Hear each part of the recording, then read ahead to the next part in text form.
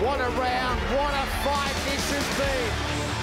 Fight of the night, fight of the year. You have witnessed history here tonight. Seriously, who's going to stop him?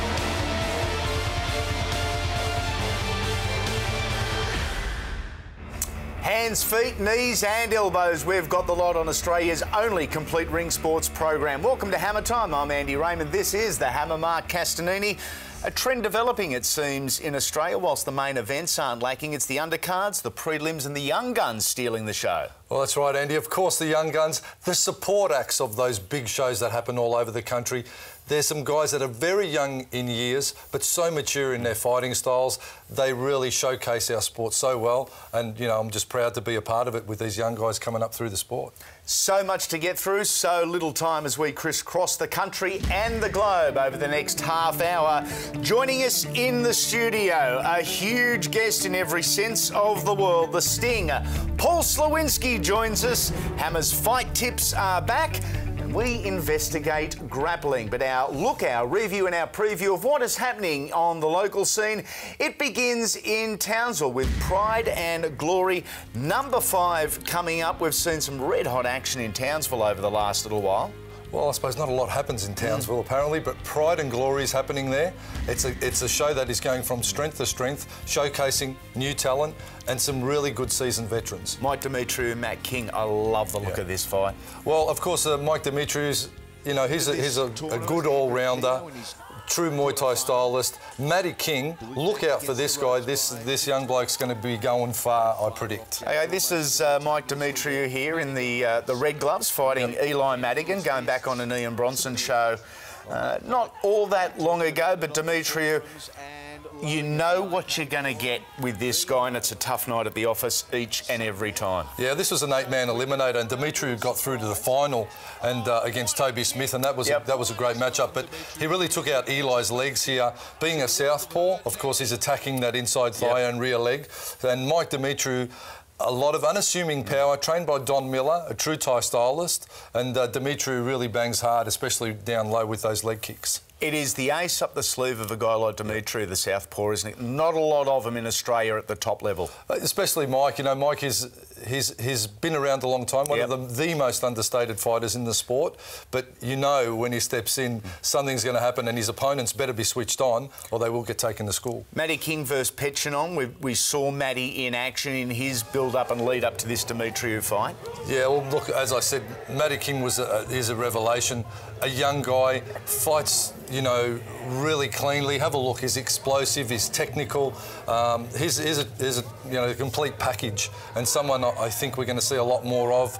Promoters are going to be, you know, calling him up. He's getting showcased more and more in these big events, and I predict big things for Matty King in the future. Okay, not only that, super fight, if you want to call it like that, but Mikey Tomahawk Thompson and Nguyen, who are in a rematch. Their first one, I wouldn't say it finished controversially, but it was that close that people were just begging for them to go again. Yeah, and of course the Thai Nguyen, he thought he was hard done by in that fight. This is the fight number 1. Exactly, and you see Mikey there just, you know, feeding out the lead and, you know, really putting his skills together as he does so well. He's got a lot of tricks up his sleeve, Mikey Tomahawk Thompson, and that's why he's one of the bright lights on the Australian scene. Huge rap for him on last week's show with Nathan Corbett, saying this is the young dude that I've got my eye on that is going to be the next elite level. Well, sure, out of the Iron Fist gym, you know, the boys they've brought him up right, if that's the correct terminology, and Mikey Thompson, you know, going from strength to strength, and I look forward to this rematch. Of course, you can see a lot more of these shows and more on Fight Sports On Demand. It's a new site that, you know, promotes shows and people can watch them as they like. Hammer, let's talk Knees of Fury. Edition number 41 to Ethan Shep and the crew that man the Knees of Fury. Well done, but their first venture into New Zealand. Well, yeah, of course, Ethan Shep, he is from New Zealand, so he's gone back. He resides there now, and he moves between Adelaide and New Zealand, and he's there, and he might as well be promoting there, as he said to me, the Shepster. These are Fury events. Well, they're renowned. We've seen them so often here on Fox Sports, and they always deliver. And yeah, Ethan's gone over the ditch, and he's going to show the Kiwis what it's all about and what we get excited about here. So too will the main event. Another rematch, would you believe, but it's Andre Meunier against Tafa Misipata. A cracker Oh, look, Andre is, he's one of my favourites. He's a guy that will step up any place, any time, and pretty much fight anyone. We've seen him in some epic battles up against Tuffa, and the same from Tuffa Missapati. This time it's going to be in Tuffa's backyard. He's going to have the hometown support. So, Andre is going into the cauldron there to take on Tuffa. Can you put an accurate gauge on it, Hammer, both from your fighting days and now your training days, fighting your home ground to their home ground? Because we hear about it in rugby league, AFL and cricket. What about fight sports? How big a difference does it make, or how big a difference can it make? I think it depends on the individual. I think it depends on the fighter. Some fighters, it can be the be-all and end-all. You know, they really need that support around them. But Andre is a bit of a maverick. He doesn't care. You know, he's from Melbourne. He fights in Adelaide. He was become pretty much an adopted son over there. They love him. But they love him because of the fighting spirit that he brings. And I think when he goes to New Zealand, they're going to adopt him as their own as well, because, you know, he brings the show wherever he goes. Big Andre, I love him. OK, that is happening in New Zealand. These are Fury 41. Happening in Melbourne, Warriors Way 7 at the end of June. Yeah, well, Warriors Way, it's a local show, but one that showcases some great up-and-coming talent. Two four-person eliminators. Yeah, a four-man and a four-woman eliminator, something different. So, you know, the four-woman eliminator, pretty much novice fighters. They're going to be doing something different. A lot of the shows, you know, bring through the same sort of element. This is something different. It goes back really to the traditional arts. A lot of the traditional martial art tournaments, elimination tournaments. You start with 30 fighters, you get down to 2, and there's the final. So we're sort of going along that theme, you know, with the Warriors Way shows. And also to much of my appeal, the Ring Card Girl contest, something that can't be missed. And we'll see that. We're going to showcase some of those highlights in the coming weeks as well. Executive decision has been made, my friend. That is coming up, but what's coming up more immediately? Live in the studio, the Sting, Paul Slawinski.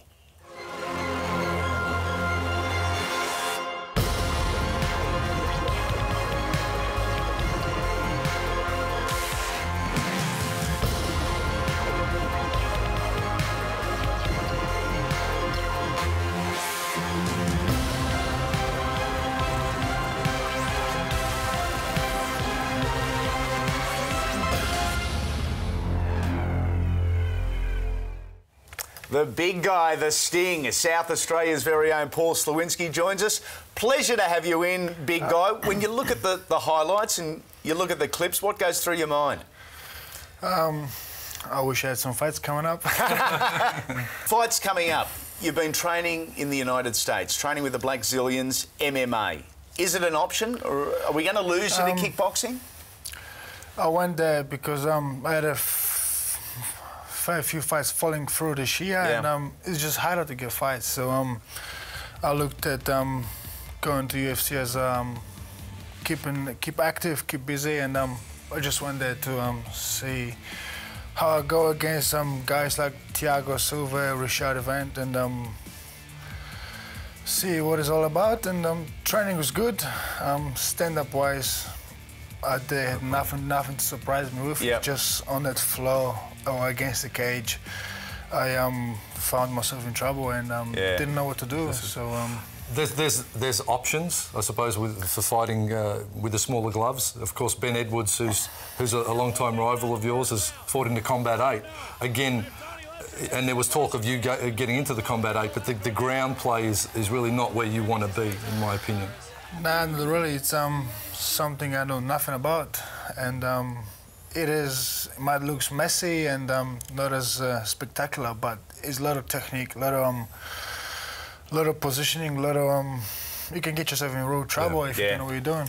Yeah, I guess if you're not comfortable there, Hammer, as a mature age fighter, very difficult to go into that area. Let's talk Benny Edwards.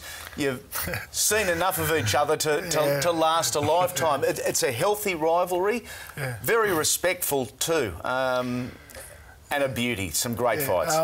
Yeah, I like Benny. We get along. We've had some.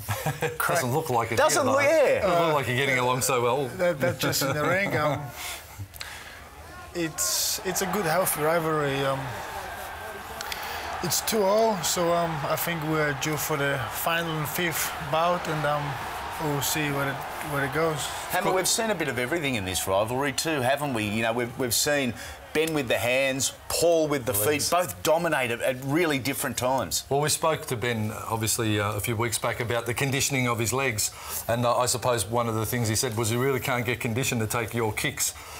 You and I have trained together and you know, for so many years, and I know Muay Thai is your passion, it's what you've done, and as Nathan Corbett said last week, he's staying true to Muay Thai and the art, and that's, I suppose, something that you're doing as well.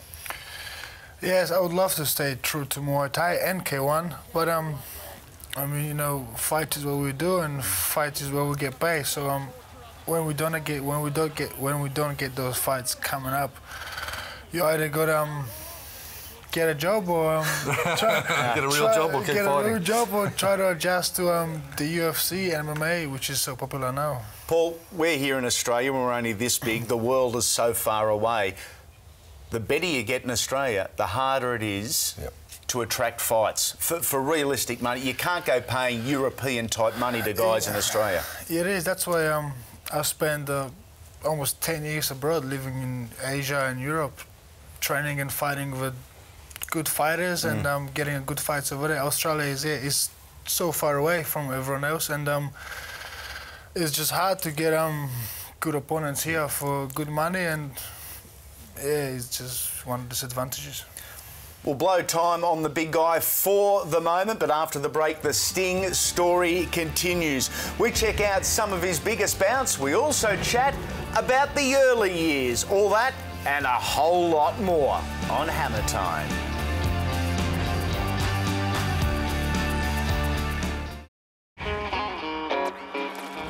Guys, this week in the gym, we're going to have a look at grappling and some of the scoring benefits of a takedown and how they're affected.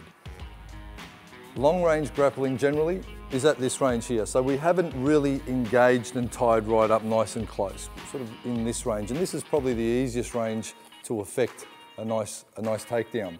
So I'm going to try and manipulate Chris's body weight and use what he's doing against himself. So as he'd throw a knee, I can catch it even with my own leg, drop it down and then counter strike before he recomposes himself.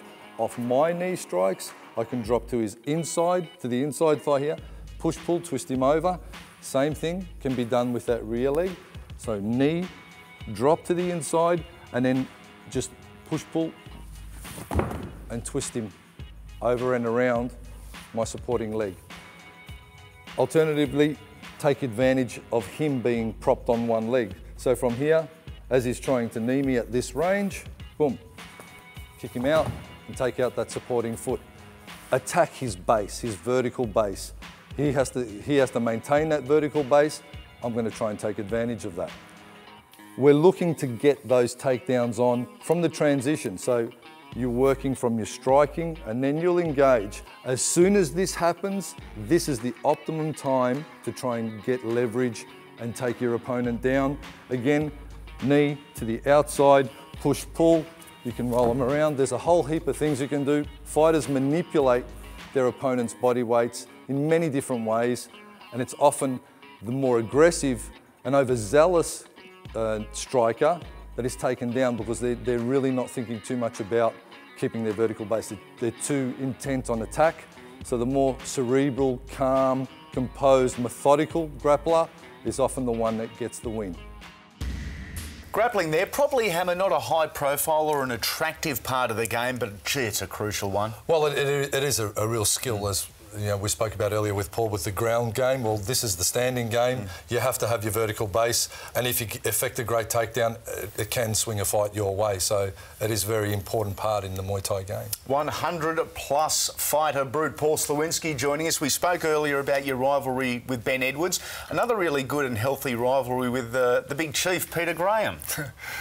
Yes, looking back at like 5-8 years ago, when we first fought, you sort of dislike the guys and not really like them at all. But these days, I just wish I could fight Ben or Peter every week if possible. So yeah. Do you let that emotion and that anger build up? Is it hard to control?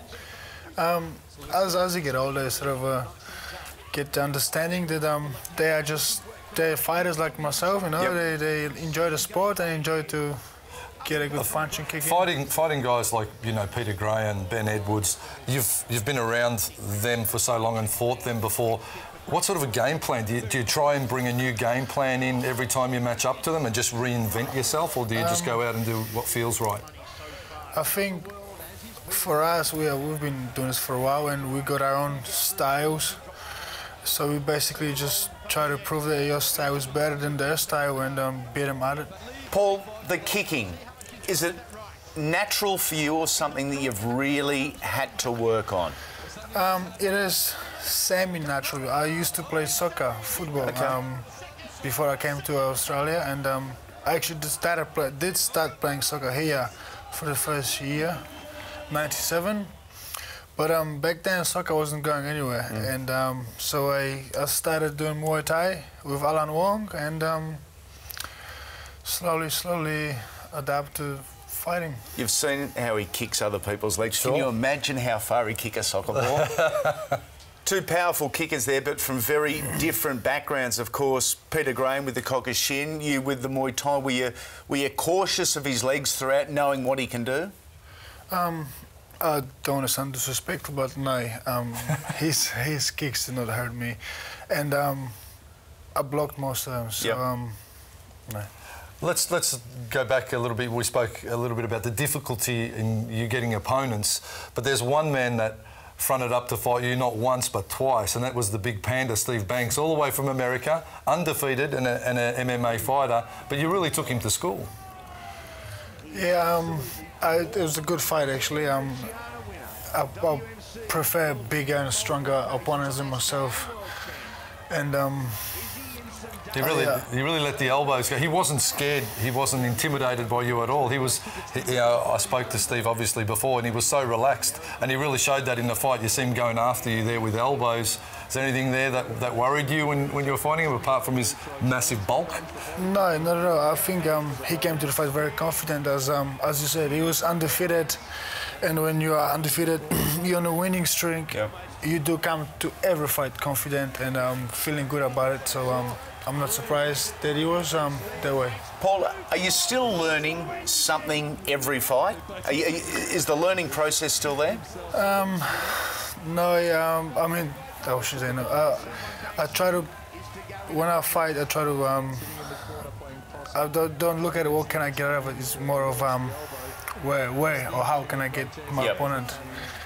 So I'll pick on more things which they do wrong than myself doing wrong. And you've really brought your hand skills up too. So everyone is well aware that they have to be careful slinging legs with you and be aware of moving out of range of your big kicks. Your hands are coming along well now. You're enjoying your boxing training. Yes, they have definitely picked up since I went to Holland. There's a lot of good boxers, a lot of good kickboxers there. And for the first year, I was just black and blue all over my face from sparring with all them K1 fighters like Tyrone, Jaron Valichon, and Pavel Mayer and all them. But I had to pick up my boxing game there, which I did. You've had another war, but a war with a family. You've targeted the McKinnon boys from New South Wales. Of course, Steve now in Glory, so he's over competing in the Glory series now. Yeah, he's doing well, and he's a very good fighter. Both times I did fight him, it was very hard and very entertaining fight.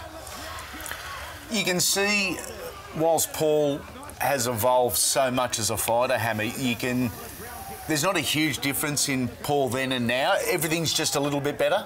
I think, look, for me, in the years of commentating and training alongside Paul, I've never known a fighter with a better work ethic.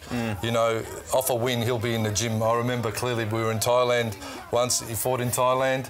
I think even was against Knockweed or one of those guys. A renowned Thai. Yeah. Paul won. Should have been out celebrating for the whole week, not just the next day. And Stefan Fox, who was running the camp over there, said to Paul, "No training. Have a break. Take the day off. Take the week off." And he jumped on his motorbike, rode away from the camp, went up to, I think it was World Gym in Samui, and he sent us all to look for him. He goes, "If he's training, bring him back to the camp and tell him he has to rest." That's testament to his resolve. Do you love the training? Yeah. back then I loved my training very much so because there was so many names and so many fighters I was going to face and to get ready to try to fight against. So yes, it was very motivational, very challenging. Okay, we saw the vision of Steve McKinnon. We have gone way back to the archives to dig this out of Paul Slawinski and Stuart McKinnon. And you can barely see, but look at Mr. Slawinski here, a very different looking fella. Swinging from the rafters. Bring back fond memories looking at that, Paul? Yes.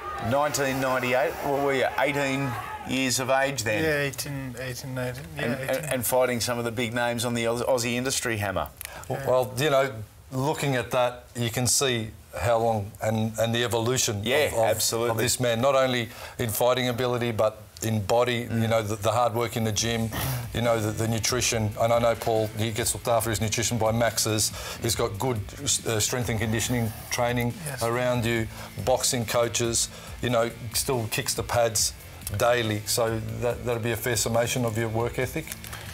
Yeah, it's just going to the gym and trying to work. It's just going to work. That is my job. That is how I get paid for the fight. So, yeah, you do have to get up and go to the gym every morning. Treats it exactly as it should be, treats it as a business. Okay, if there was one guy that you could fight tomorrow, who would it be? Out of the whole world? The whole world, apart from me and Hammer. I think the fighter who's been always most talked about and gets most recognition is Badr Hari, and we have fought. Yep. The fight went to distance. And he has won by a few points, and I would like to fight him again. Of course, Badr Hari has been on the Legends series, and we saw that. He was the main event on the card that Jabbar Askarov won the four-man eliminator. But this is Badr Hari and Zabit Samedov. Well, Samedov, even there's another opponent potentially as well. Big hitters, but you know, the Badr Hari fight obviously is a mouth-watering matchup, but someone like Samedov, you know, a big hitter, I think would be purpose-built for Paul to take apart with legs. But yeah, I have fought Samedov before. And again, you know, back in 2007, was it K1? K1 Europe 2007. I have stopped him with leg kicks second round or first round. That was in the semi-finals. Badr Hari's a loose individual, had his fair share of issues too, Hammer. He certainly has. He is known as the bad boy, and for good reason. But he pretty much got caught here, and I think Badr Hari is not the Badr Hari of old these days, though, Paul. What do you think? Do you think he's maybe digressed away from being focused a bit? I've actually known him and hang out with him a few times. He's a very talented, very skillful fighter. He's got very good physical abilities, but he's just a spoiled kid when it comes to Amsterdam. When it comes to Amsterdam, and everybody loves him there, and everybody basically throws everything at him, and he behaves the way he behaves. Talking about being the king of your domain, you're pretty much the king of Adelaide when you fight over there, with you know, a lot of support. And how does that impact you when you fight in Adelaide? Take us through the feeling that runs through your body when you step out on one of those big events. Yeah, Adelaide's good. I don't really get nervous before fighting anywhere else, and I have fought so many places. But when I do fight in Adelaide, I still get the bugs in my stomach and chills up my spine, because yeah, when you do walk out the ring, you see your mates there, your brother there, your cousin there, and your girlfriend and your ex-girlfriend there. That's just nervous right there. Yeah. So yeah, it's fighting basically everybody in the crowd. Paul, what's next? When are you fighting again? I actually I'm going to do a MMA fight, MMA Down Under, September 21st in Adelaide, and yeah, see if I can get a few more fights in MMA and see how I go, and we'll see where that takes us. Genuinely one of the great big men in Australia. And on next week's show, we wind the clock back just a little bit. Slammin' Sammy Greco gives us an insight into his early years like never before. We'll also find out what he's doing now, plus all the benefits of getting involved in martial arts at an early age. Paul Slawinski, a pleasure. Mark Castanini, something very similar. We hope you've enjoyed the show. We look forward to your company same time next week on Hammer Time.